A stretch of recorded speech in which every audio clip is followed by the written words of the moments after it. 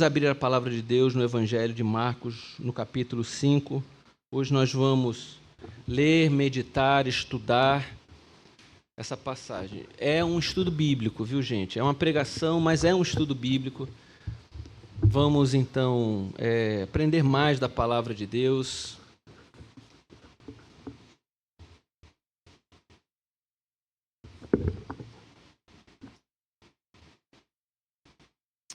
Eu convido você a se colocar de pé nesse momento.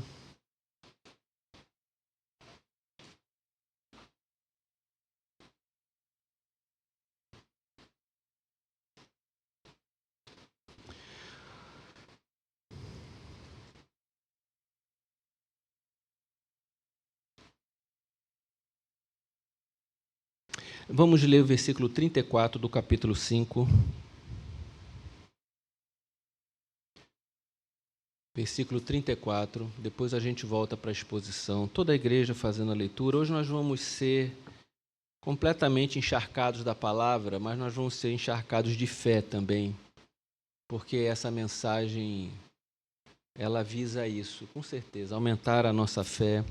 Versículo 34, toda a igreja lendo e dizendo assim: Então Jesus lhe disse: Filha, a sua fé salvou você. Vá em paz e fique livre desse mal. Deus bendito, nessa manhã nós estamos nos oferecendo a Ti. Não são apenas ouvidos, todo o nosso ser, todo o nosso coração, toda a nossa vida, tudo para o Senhor. Tudo é Teu, tudo pertence a Ti. Ó Pai, nós consagramos o nosso presente, o nosso futuro. Tudo é Teu, Pai, tudo. E a gente precisa que, de alguma maneira, essas lições que vamos aprender, esses ensinamentos, eles também venham brotar na nossa vida, eles também sejam compartilhados através da nossa vida. Abençoa o Teu povo, Pai. Se engrandeça aqui, manifesta o Teu poder nesta manhã, ó Deus.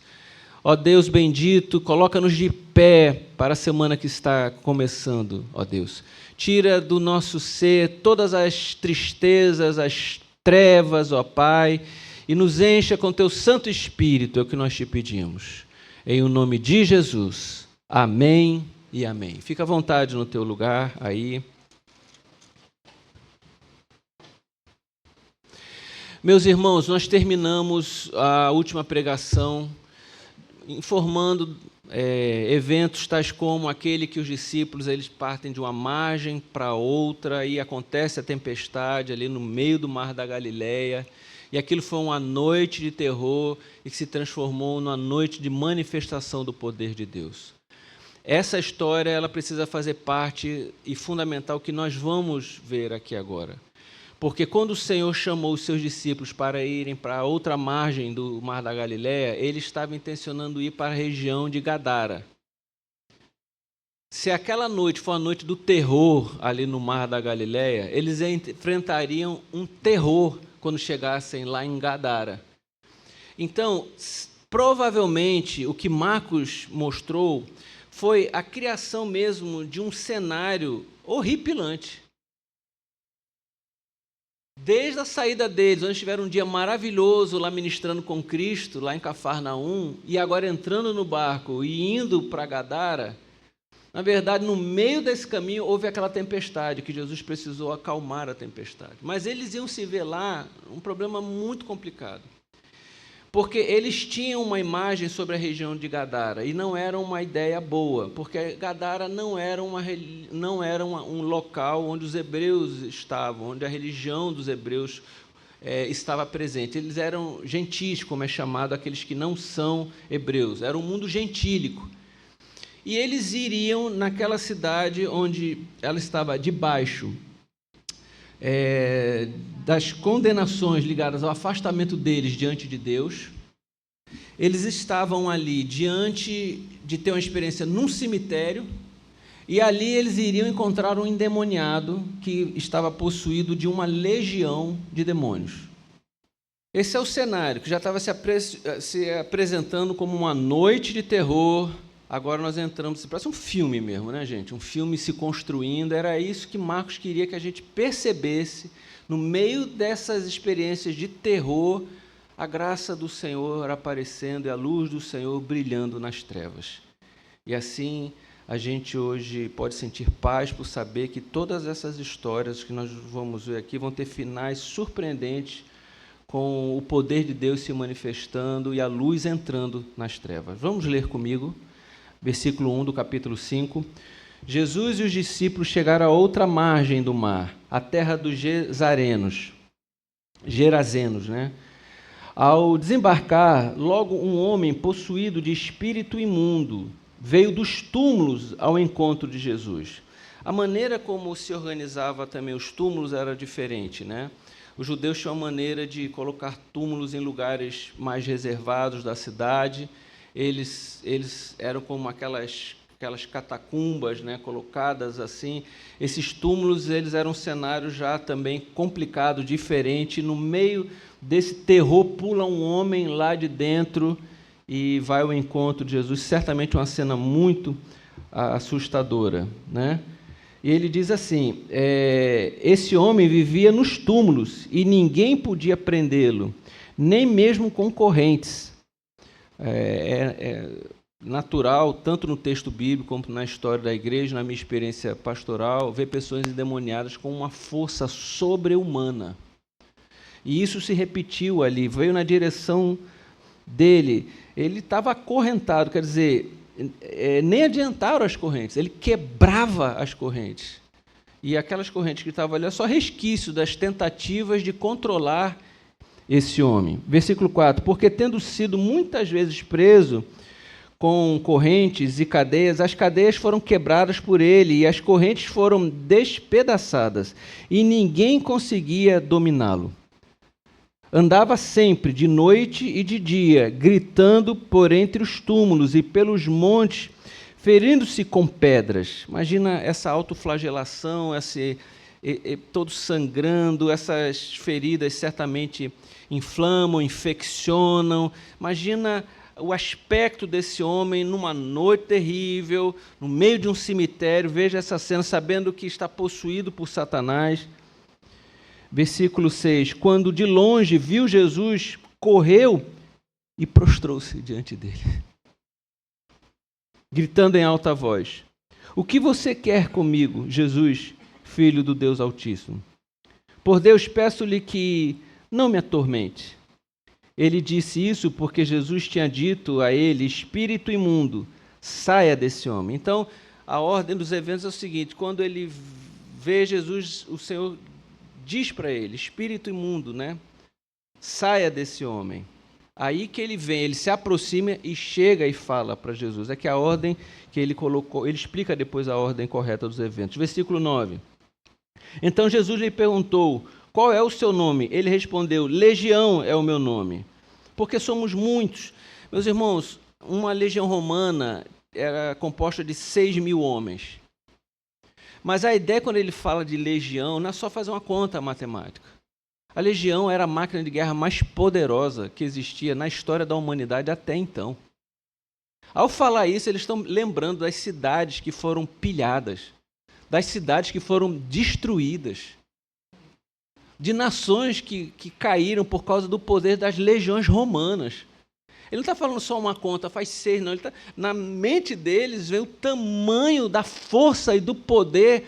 Veja bem, eles já estão ali sem conseguir se livrar do Império Romano. O Império Romano dominava todo o mundo conhecido através das suas legiões.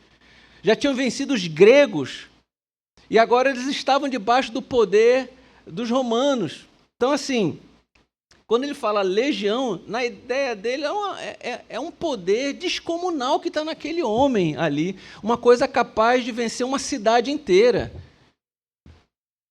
Legião é o meu nome, porque somos muitos. E pediu-lhe com insistência que não os mandasse para fora do país. Ora, uma grande manada de porcos estava passando ali pelo monte. E os espíritos imundos pediram a ele, mande-nos para os porcos, para que entremos neles. Certamente a gente não vai entender porque é que o Senhor aceitou, anuiu a isso, mas Entre outras coisas que a gente pode perceber, era a solução para libertar aquele homem naquele momento. Uma outra questão tem a ver com as lições que nós vamos aprender a partir disso daqui. Houve um ensinamento a partir do que aconteceu. Mande-nos para os porcos, para que entremos neles. Versículo 13. Jesus o permitiu. Então, saindo os espíritos imundos, entraram nos porcos. E a manada, que era cerca de 2.000, precipitou-se despenhadeiro abaixo para dentro do mar, onde se afogaram.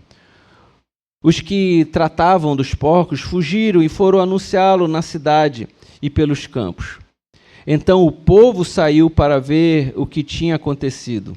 Aproximando-se Jesus, viram o endemoniado, o que antes estava dominado pela legião, assentado, vestido em perfeito juízo. Nós vamos ler esse versículo 15, todo mundo lendo, já.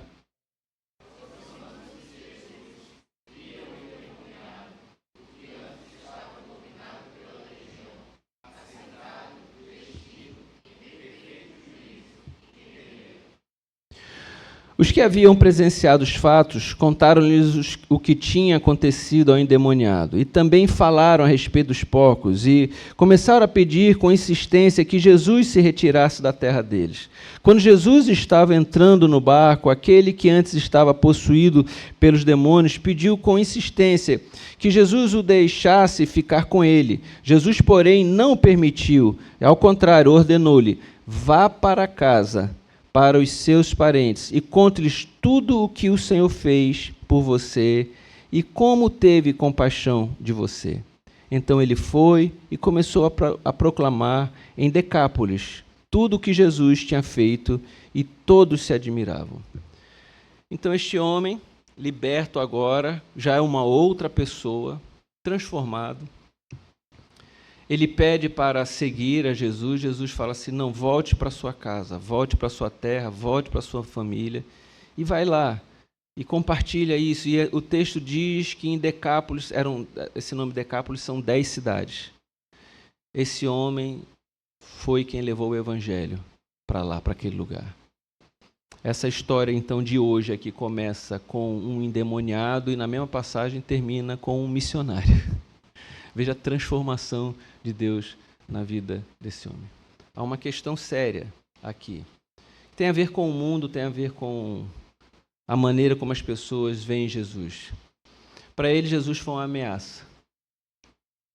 Porque eles esqueceram, não se preocuparam do que aquele homem tinha passado tanto tempo, do sofrimento de uma pessoa, de uma família. Eles se preocuparam no prejuízo financeiro deles, no prejuízo que eles teriam com os porcos que eles tinham. E eles rejeitaram a Jesus por conta dessa soma que eles fizeram, desse cálculo que eles fizeram na cabeça. Eu acredito, e você sabe disso, o mundo continua fazendo esses cálculos. As pessoas continuam rejeitando Jesus porque elas preferem outra coisa a Jesus Cristo. Assim é a vida, assim são as escolhas. Assim que a gente precisa todo dia fazer no nosso dia. A gente vai querer continuar com Cristo ou a gente vai seguir o que o mundo está falando? Vai seguir o que as pessoas estão dizendo? Essa é uma, Nós vamos querer o bem das pessoas ou o materialismo vai estar em primeiro lugar? Essas são questões que se colocam diante de nós. Questões que não são só da mente humana. Satanás está em associação com isso. Satanás é um sócio desse tipo de ideia, ele é um patrocinador e ele é um semeador desse tipo de destruição. E a gente precisa avaliar isso na nossa mente. Só que nós não vamos parar por aqui, nós vamos seguir na exposição do texto, depois eu trago outras aplicações. Versículo 21.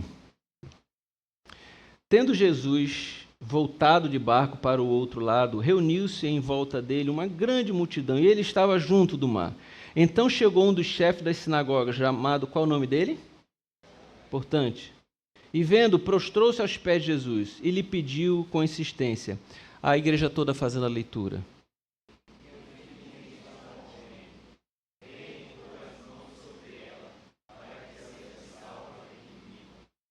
E o que aconteceu? Jesus foi com ele. Aí no mesmo versículo, nem tem uma divisão. O que acontece?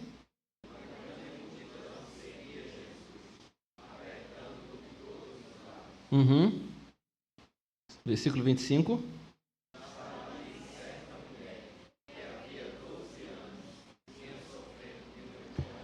A gente para por aqui.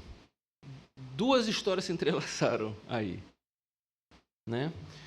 No endemoniado gadareno, ele volta, ele pega o barco, deixa Gadara e volta para a Galileia.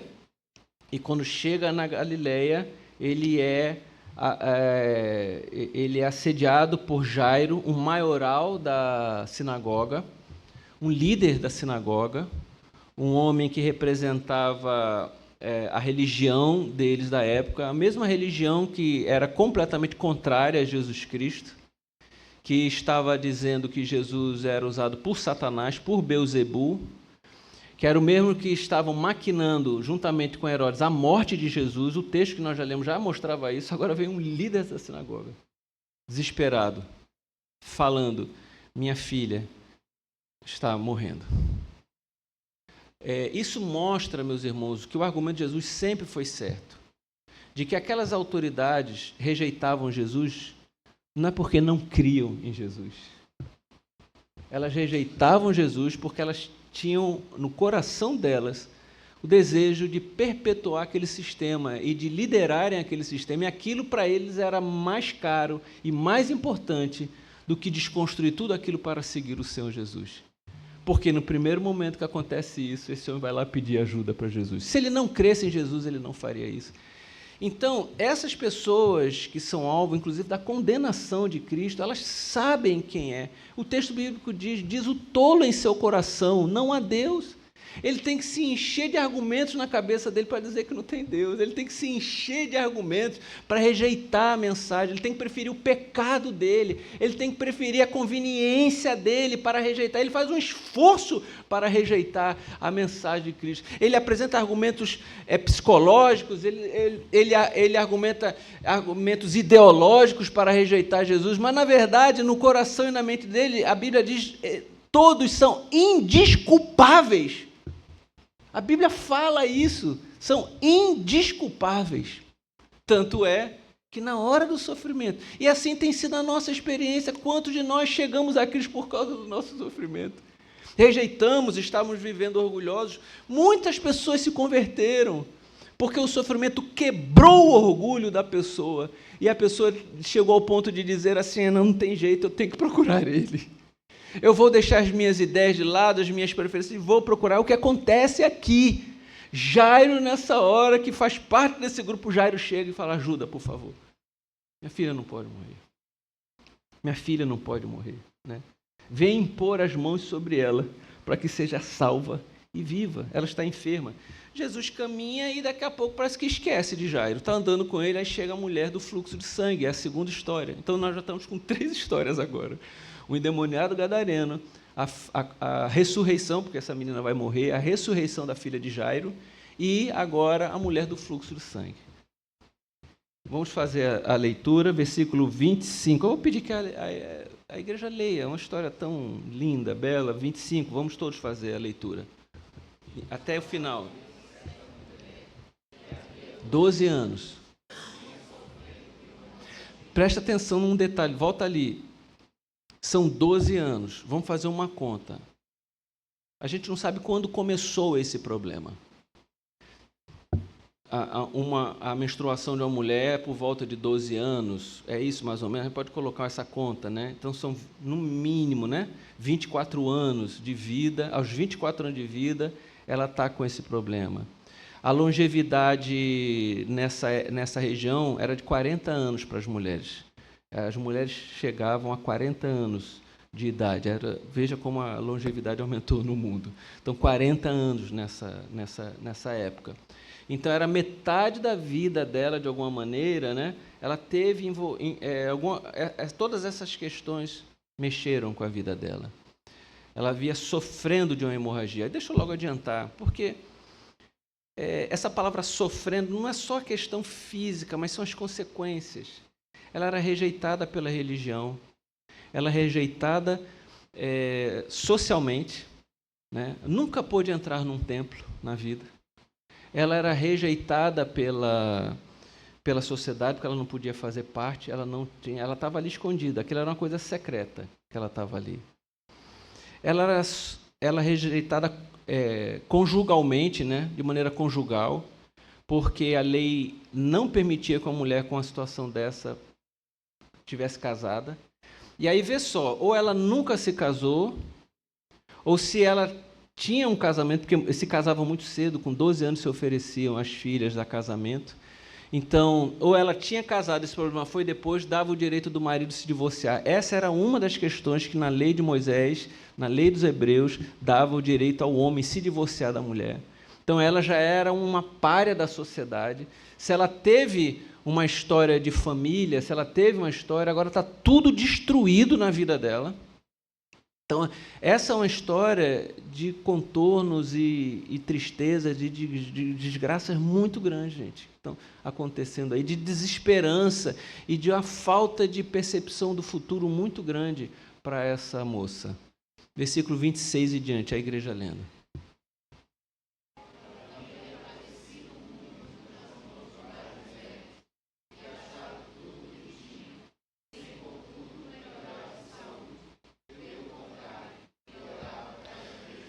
Do problema que ela teve, ela passou para um outro problema, que ela se tornou uma pessoa pobre, pauperizada, endividada, perdeu tudo o que tinha. Então, se a dignidade tinha ido embora, ela não tinha mais recurso nenhum também. Então, ela estava completamente destruída na sua existência, né? E o seu estado piorava cada vez, e a medicina da época não podia ajudá-la, não conseguiu ajudá-la. Então, e você percebe que ela fez de tudo para poder, ela fez de tudo, tudo que era possível para reverter o quadro dela.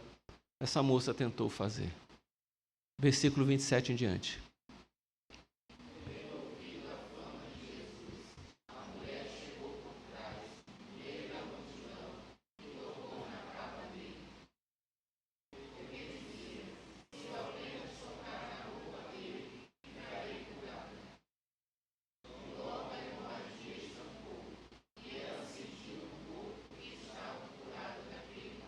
Meus irmãos, no meio de uma multidão enorme, todo mundo se tocando, ela conseguiu. Primeiro que ela consegue romper isso. Ela devia estar também preocupada, vão descobrir meu problema, eu tenho que chegar lá. Ela cria essa estratégia e vai até lá e toca nas vestes, toca na orla das vestes de Jesus.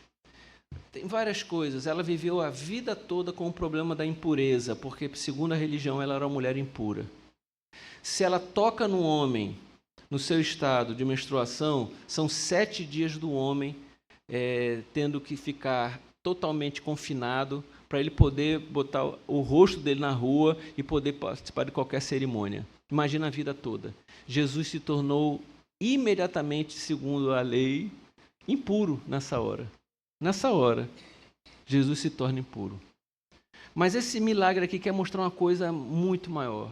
Porque na fé cristã, no Evangelho de Jesus, as coisas que poderiam vir para nós, e a doença, a enfermidade, a impureza, o mal, na hora que tenta avançar sobre nós, o contrário, é a nossa luz, é a nossa cura, é a nossa sanidade. Tudo que vem da parte de Cristo é que passa para a vida da pessoa. Louvado seja o nome de Jesus. Vem com isso e vem a graça do Senhor atingindo. E vem o poder dele, e vem a salvação, e vem a cura. E cura essa mulher. Continua o texto, querido. Vamos à igreja, lendo. Pode ler.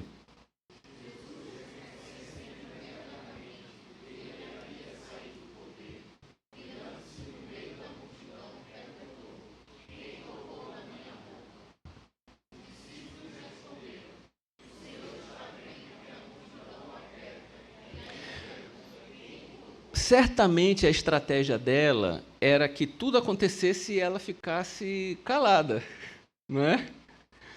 Imagina essa exposição. Então, ele vai me curar e na minha estratégia eu vou ficar curada. Eu toquei só nas vestes dele, vou sair daqui curada e ninguém, né? Aquela coisa. Mas Jesus desfez esse plano na vida dela. Primeiro porque as pessoas precisavam saber que a partir de agora ela estava curada e ela tinha que ser reinserida na sociedade, amém? E na fé, e naquele mundo. Era uma libertação, era uma cura maravilhosa. E ele se põe como um sacerdote que diz assim, você está curada, a tua fé te curou. E porque a nossa fé, ela não é uma experiência como muitas pessoas acham, ela não é só pessoal. A nossa fé é uma experiência coletiva, uma experiência pública e uma experiência que precisa ser compartilhada, não por causa que é um fetiche de Deus, é uma insegurança de Deus, que Ele precisa que as pessoas falem bem dEle. Não é isso. É porque se eu e você compartilharmos do que Jesus é capaz de fazer, outras pessoas serão abençoadas. Negar a comunicação do que é o Evangelho, deixar de evangelizar, em última análise, é um ato de insensibilidade com a necessidade das outras pessoas. É negar um caminho de transformação, salvação e libertação para as outras pessoas. Ali, ele não está querendo se exibir ou humilhar ninguém. Humilhação é que o mundo e o maligno aconteceu na vida dela. O que aquela religião fazia na vida dela. Aquilo era verdadeira humilhação. Mas estar diante do seu Salvador e testemunhar ao mundo das maravilhas de Cristo, isso é bênção e uma bênção muito grande. Amém, gente? E ele fala assim, quem me tocou? Eu tenho certeza que Jesus sabia quem tinha tocado ele. É aquela pergunta retórica que Deus faz. Olha para Caim e pensa assim, Caim, onde está o teu irmão? Deus sabia. Mas é a chance da gente sempre falar da nossa confissão, porque nós precisamos confessar o Senhor. Nós precisamos que a nossa boca confesse o Senhor. Deus espera isso da gente. Nós somos seres confessionais. De alguma maneira nós estamos confessando alguma coisa. E muitas vezes as coisas que confessamos são distantes de Deus. Agora chegou a vez da gente confessar as coisas que mostram quem é Deus na nossa vida. Pode passar o versículo 32 em diante. Sim.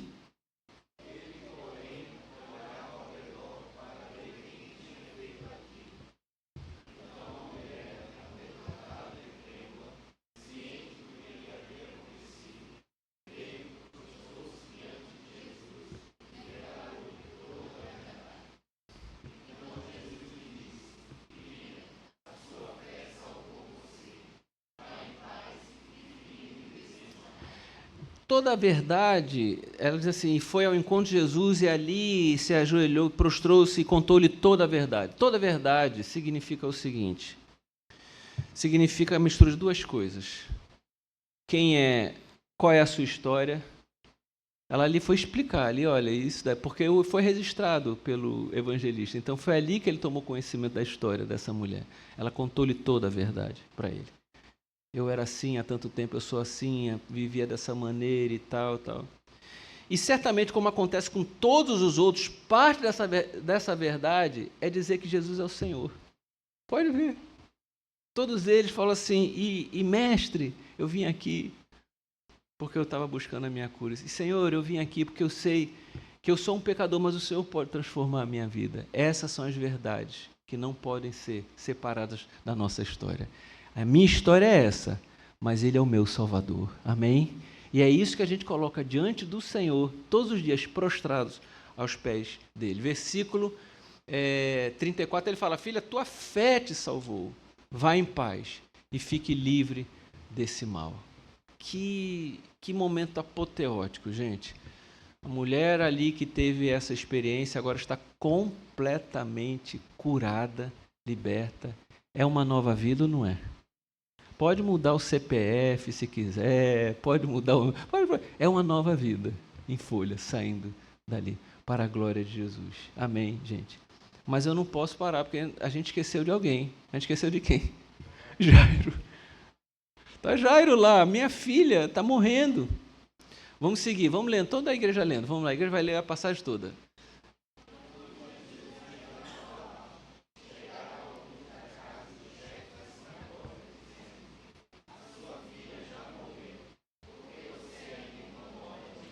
Bem, imagina, aí está nessa experiência aqui, de alegria por ver a mulher. Jairo ainda está meio assim misturando os sentimentos, deve ter ficado impressionado, mas está desesperado para que socorram a filha. Aí chegam os pranteadores, chegam as pessoas e falam assim: olha, Jairo, agora não deixa para lá, sua filha morreu. Né? Eu acredito que a grande maioria das pessoas iria chegar assim e ia dizer assim: realmente agora não temos o que fazer mais. Né? Mas não foi isso que esse homem fez. Né? Vamos ver o versículo 36 em diante. Vamos ler, a igreja lendo.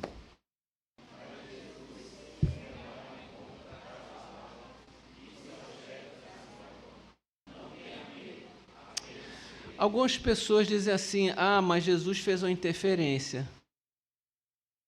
Foi Jesus que disse: não tenha medo. Se deixasse do jeito que estava e só Jairo com a informação, talvez ele ouvisse só a voz dele e deixasse para lá. Então foi uma interferência de Jesus, é diferente. Essa interferência acontece todo dia. A gente já aprendeu o que a Bíblia fala. Jesus está falando todo dia para a gente: se creres, verás a glória de Deus. O Senhor Jesus fala: impossível. Nós já aprendemos, você ouviu isso já. Impossível? Tudo é possível ao que crê.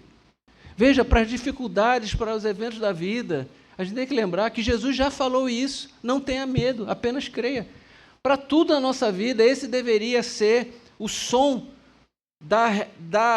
e a resposta, né, divina para a gente diante de todos os sofrimentos. E eu estou falando diante de todos os sofrimentos aqui.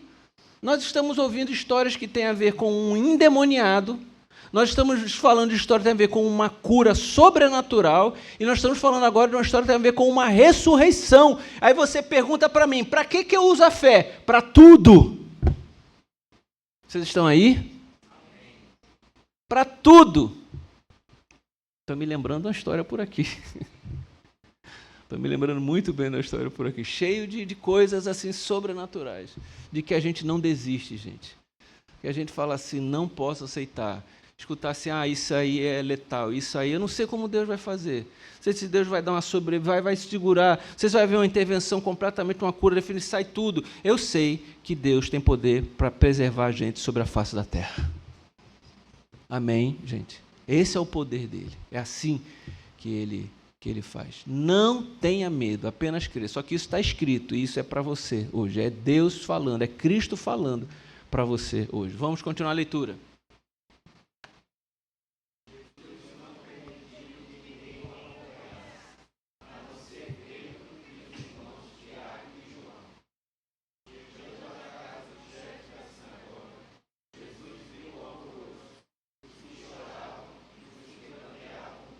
É muito provável que como ela estava doente, e ela estava doente mortalmente, aquela enfermidade muito grave, porque a comunicação toda foi muito rápida para Cristo, e quando chega já está todo mundo lá. Então, provavelmente, se aguardava, pelo fato dos pranteadores já terem chegado, porque você contratava pranteadores naquele tempo. Então, os profissionais do serviço fúnebre, das homenagens, já estavam todos lá. Então, era muito provável que essa menina já estava muito a tempo e que as pessoas imaginavam que ela iria morrer. Era algo muito sério mesmo. Né? Viu aquele alvoroço, os que estavam chorando, os que pranteavam muito. Versículo 39 em diante.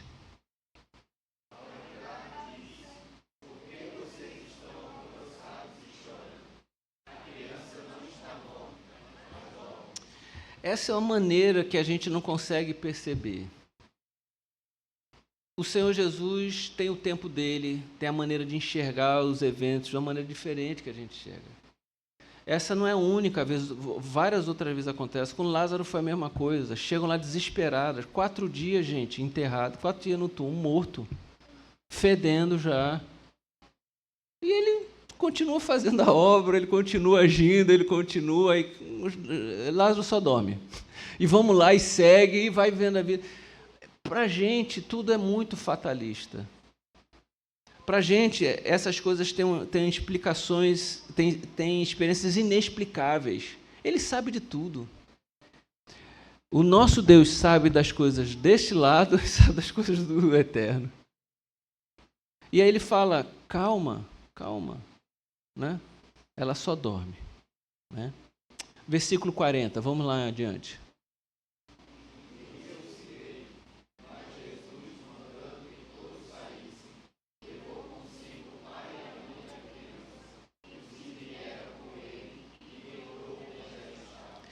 Bastasse toda a maldade que fala com o Senhor Jesus, as canalices, as perseguições, ainda ele era motivo de chacota, né?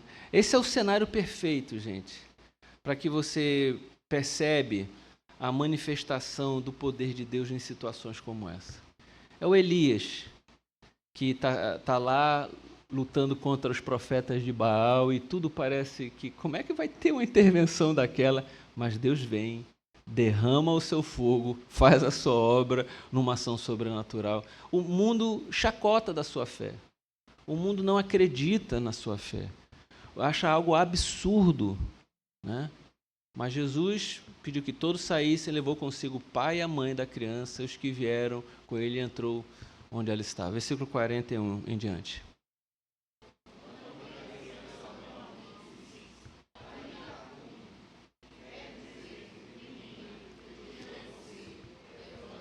Cristo é muito empático. Ele chega para aquela mulher que do fluxo de sangue e depois que ela foi totalmente, teve uma vida de abandono, provavelmente, ele chega para ela e chama ela de filha, né? Filha, a tua fé te salvou. É um jeito, né? Ele chega para essa menina e usa o idioma dela. Ela falava aramaico. Era uma região onde se entrelaçavam 3 idiomas, o hebraico, o aramaico e o grego. Uma língua comercial, uma língua cultural ali, uma língua religiosa. Alguns eram versados nas 3 línguas. Cristo era provavelmente versado nas 3 línguas, porque ele usa expressões nas 3 línguas.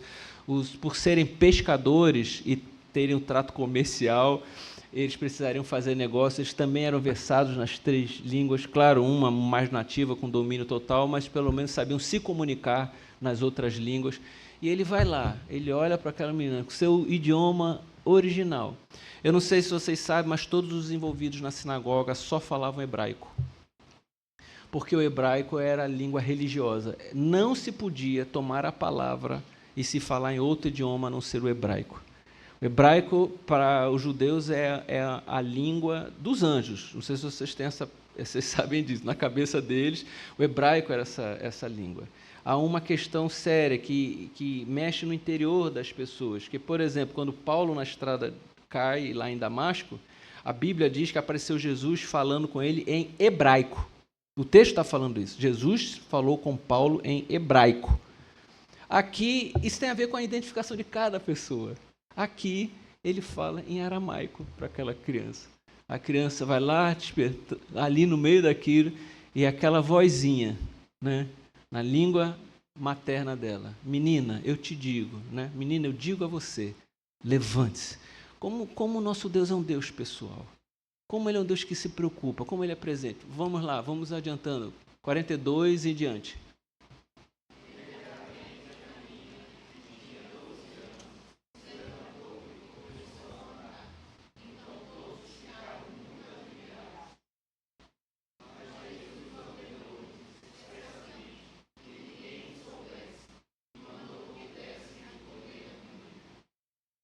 Amém.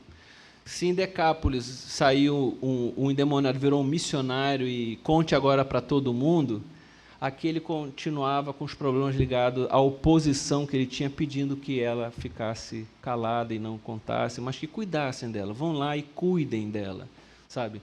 Ele tinha uma atenção muito especial. Vocês perceberam que há um paralelo aí de 12 anos. O fluxo de sangue tinha 12 anos e a menina tinha 12 anos de idade. São no mesmo dia, praticamente na mesma hora, são 12 anos ali que se entrelaçam naquela história. Instantes antes, um tempo antes, tem um endemoniado que viveu durante muitos anos essa situação. Cada um com uma história diferente. cada um. Uma vida terrível daquele endemoniado, uma vida terrível da mulher do fluxo de sangue, e um pai que talvez só teve alegria na vida com aquela filha, até aqueles 12 anos ali. Cada um chega diante de Cristo com uma história diferente, mas todos nós podemos, em Cristo, saber que podemos ter uma vida transformada, uma nova vida, a partir daquele momento. Amém, gente? Eu tenho algumas aplicações para trazer aqui, para a gente, antes da gente encerrar o culto. Tem a ver com algumas coisas que eu acho que unem todas essas questões. Primeira coisa de todas, eu estava com você, eu ia colocar no início, ou se eu ia colocar no fim, que para mim é uma das coisas mais importantes, mas eu sinto no meu coração de colocar nesse início. Essa é uma história de muito amor de Jesus. Eu fico, assim, uma das coisas que mais me quebranta aqui. Eu sei que tem a história do poder de Cristo, mas me quebranta muito o amor de Jesus. Porque ele enfrenta aqueles perigos daquela tempestade e faz tudo para ir lá só no Gadareno e tirar aquele homem daquela situação. Assim como ele saiu da sua glória e veio até a gente e deixou todo o seu conforto e enfrentou todas as humilhações, as risadinhas, as chacotas, os perigos e uma cruz para nos salvar. É muito amor, gente. Eu vejo amor naquela mulher porque era uma multidão, e quando a gente está no meio da multidão, quando o cara tem não sei quantos mil pessoas no Instagram, ele não se importa com uma, mas não. Né? Quando a Lady Gaga põe não sei quantos milhões de pessoas, ela já não está preocupada com uma mais lá. Incrível. Ele se preocupou com uma pessoa. Eu acho isso maravilhoso. A gente não dá conta de quem cerca a gente. A gente queria dar conta, a gente queria dar atenção para os amigos da gente, a gente não consegue. Né? A gente fica triste, para lembrar de um familiar nosso, foi tão junto a gente numa fase, a gente, né? Jesus se preocupa com cada um de nós. Glória a Deus por isso. E ele chega para Jairo e podia falar assim: você estava agora planejando a minha morte, planejando, né, como é que vocês estão aí maquinando. E você agora vem pedir minha ajuda. Não, agora não. Ou então cantava uma música primeiro, faz alguma coisa. Tem música até que fala sobre vingança, né? Tem uma música conhecida, né? Como é que é? A minha, o quê? Como é que é a letra? A minha vitória vai ter, né? Se você colocar a palavra vingança ali, é o que ela está querendo dizer, viu, gente? Esse hino está querendo dizer que é uma vingança, aquilo dali. Jesus não fez nada disso, gente. Ele não jogou na cara dele. Jesus não disse nada. Jesus acompanhou aquele homem, sabe? E tomara que Jairo tenha se transformado, todo mundo tenha se convertido. Eu nem posso garantir isso. A conspiração, inclusive, contra o Senhor Jesus continuou e levou ele à cruz. Né? Mas o que eu posso dizer, gente, ele não parou por causa dessas coisas. Amou, amou, amou até. Né? São 3 histórias de preconceito, 3 histórias de terror. Né? A morte é assustadora, né? Mas a presença dele estava ali e ele ama e abençoa profundamente aquelas pessoas. Esse é o teu Senhor Jesus. Sabe, eu sei que a gente reclama muito da vida. A gente não gosta de muita coisa que acontece na nossa vida. Mas as coisas vão acontecer, gente. A diferença é a gente andar com o Senhor Jesus e deixar que o amor e a graça dele seja ministrada na nossa vida a cada dia. Amém, gente? Uma outra questão das aplicações são as atuações de oposição humana e satânica na nossa vida. A vida não é fácil.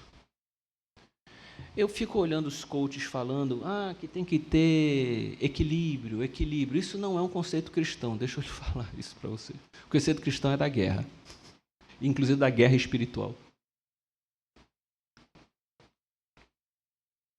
Quando a gente fala sobre devoção, a gente está falando que no meio dessa guerra, você precisa encontrar tempo para devoção.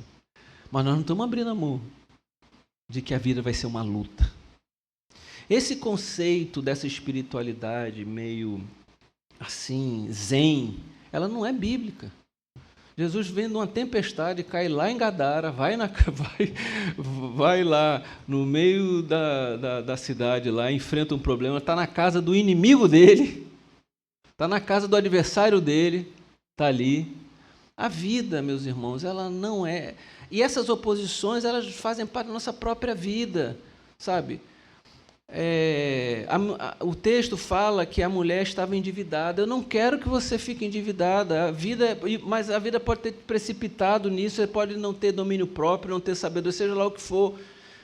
Mas você tem que compreender que você vai ter que lutar muito para desfazer essas coisas, e Cristo vai estar ao teu lado, lutando com você. Amém, gente?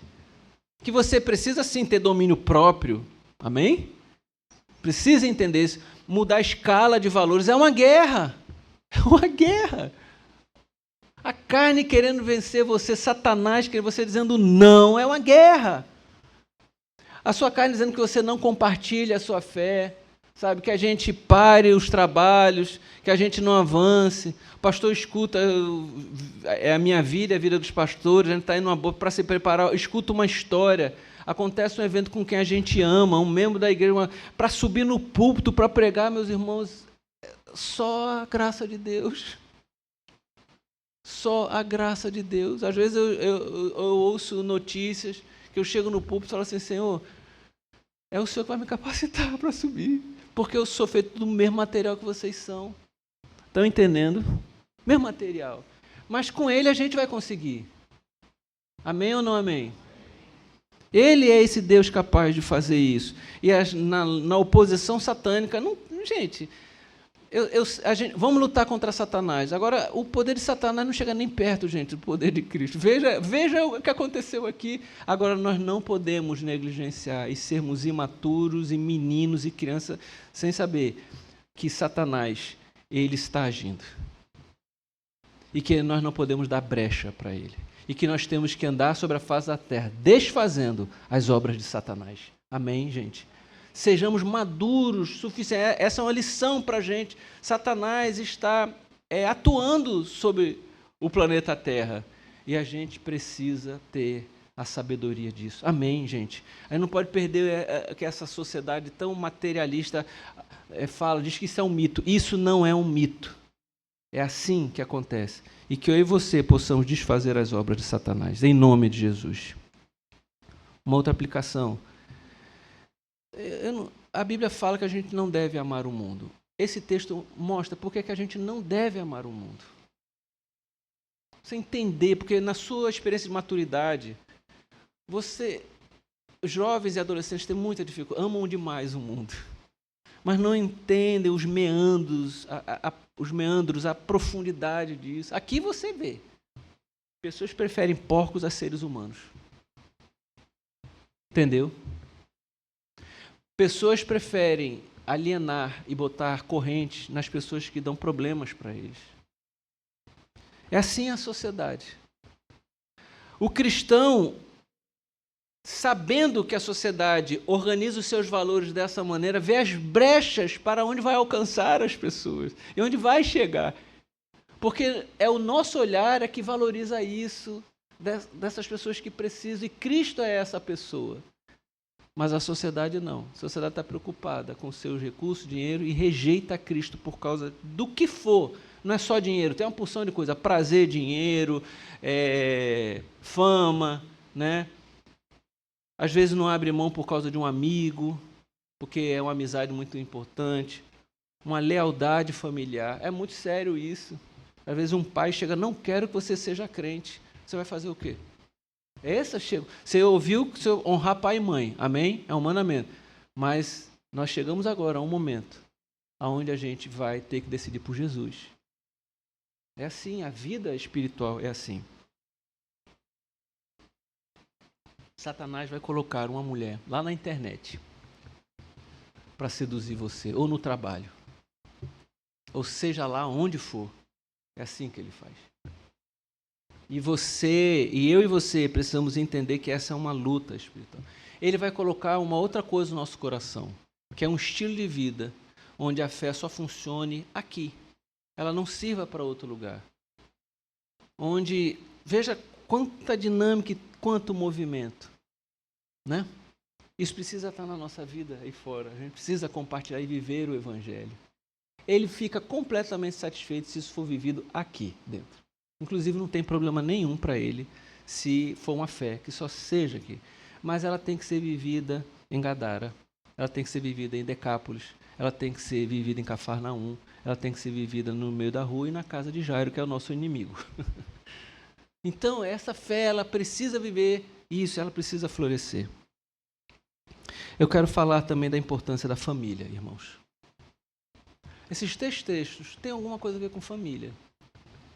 Porque um homem é liberto e volta para sua família. O Senhor Jesus não aceitou que ele fosse parte da equipe missionária dele, mas pediu que ele fosse lá e transformasse. Você com Cristo, você tem o que sua família precisa. Amém. Entenda isso. A união mística nossa e o evangelho na nossa vida é a cura para a nossa casa. A família é algo muito importante para o Senhor. E o que essa sociedade, o que Satanás quer, é interferir na família e desfazer o projeto de Deus na família. São pessoas aqui, uma família destruída, que era a família desse, uma vida destruída longe da família que era o endemoniado, uma mulher do fluxo de sangue, que ou não pôde por conta de problemas, ligado à sua saúde, ou ela tinha uma família e perdeu, seja lá o que for, existe uma família referência nessa história, com a falta dela, ou a casa de Jairo, que está cheia de pranteadores, ali desesperados. Meus irmãos, nas 3 ações, de alguma maneira, passa o tema família. Não negligencie sua família. Seus filhos estão sendo expostos à cultura dessa sociedade, aos valores. Ande ao lado dos seus filhos, ganhe o coração deles. Comente sobre os valores dessa sociedade, seja um educador para eles.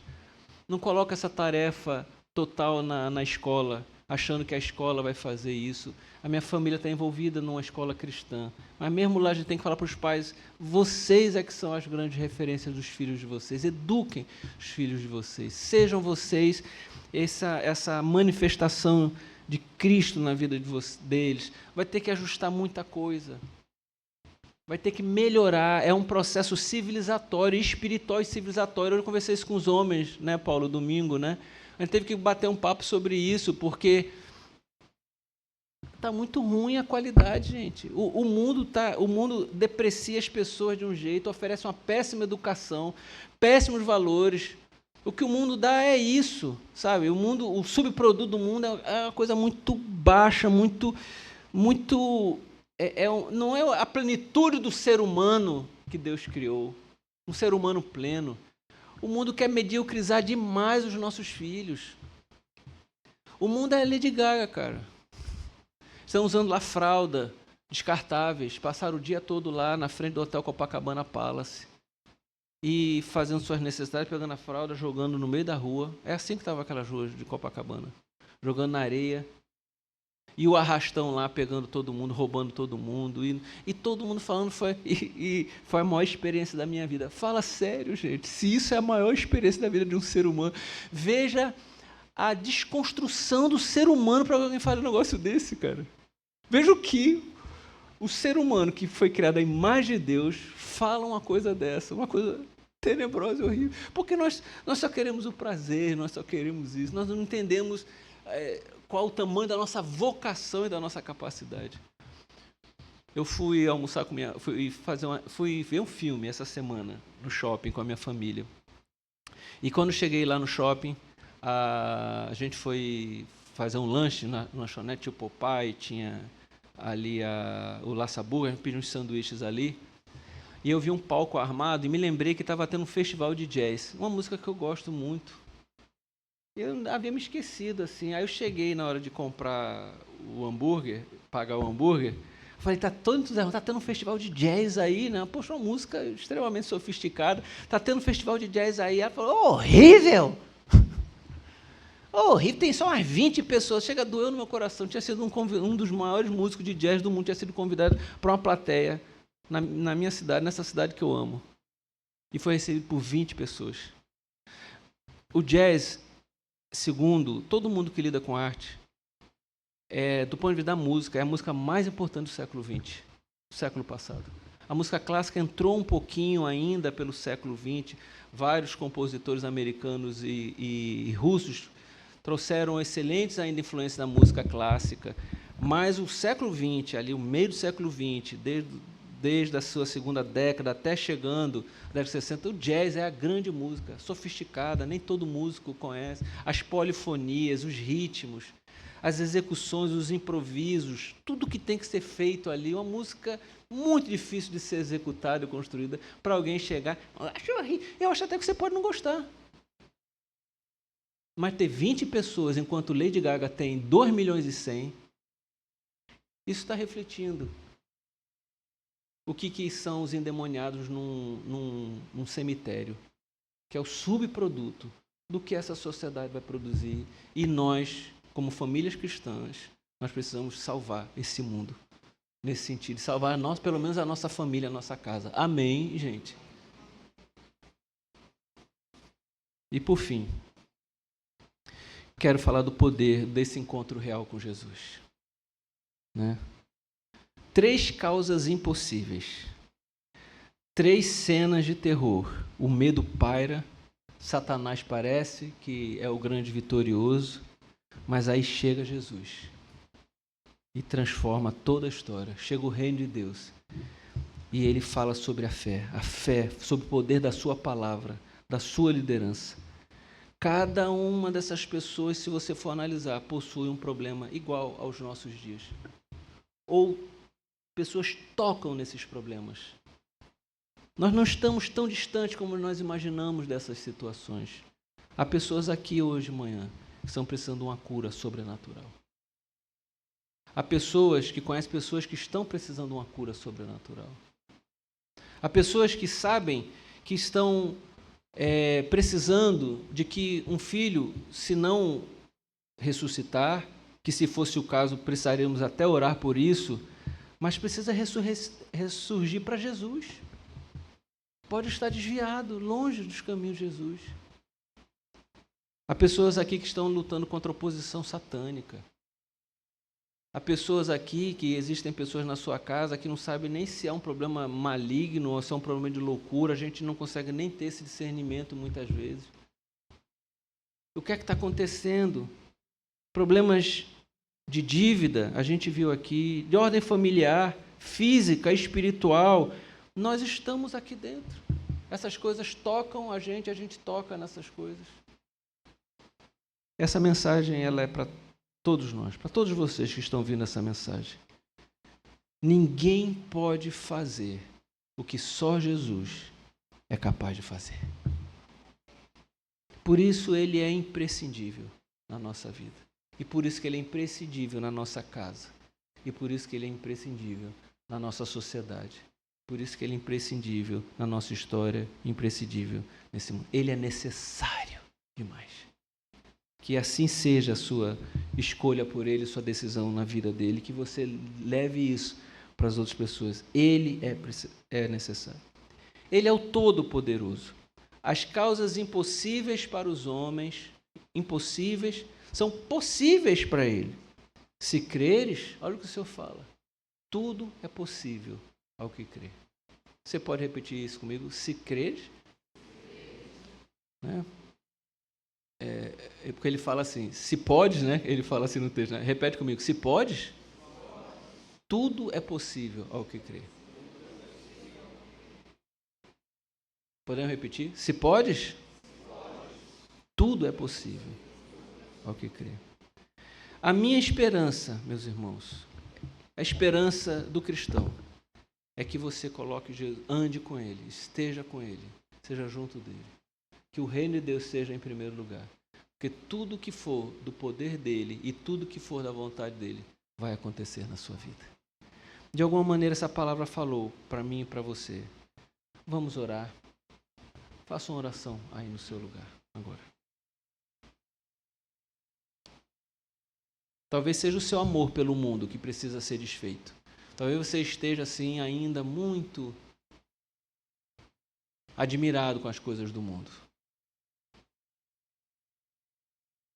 Você precisa colocar o seu amor no reino de Deus, nas coisas do Senhor.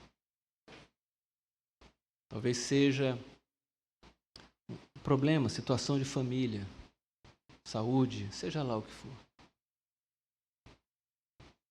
mas acima de tudo, que Ele seja o Senhor na sua vida. Em nome de Jesus. Eu queria chamar você aqui à frente. Eu quero orar por você. Para mim é impossível um texto desse ser ministrado, pregado, e a gente não pratica a intercessão e a oração sobre pessoas. Eu acredito que o Senhor apresentou o que Ele é capaz de fazer. Se você tem uma causa e quer colocar diante do Senhor aqui, saia do seu lugar e venha aqui à frente. Eu quero orar pela sua vida. Isso.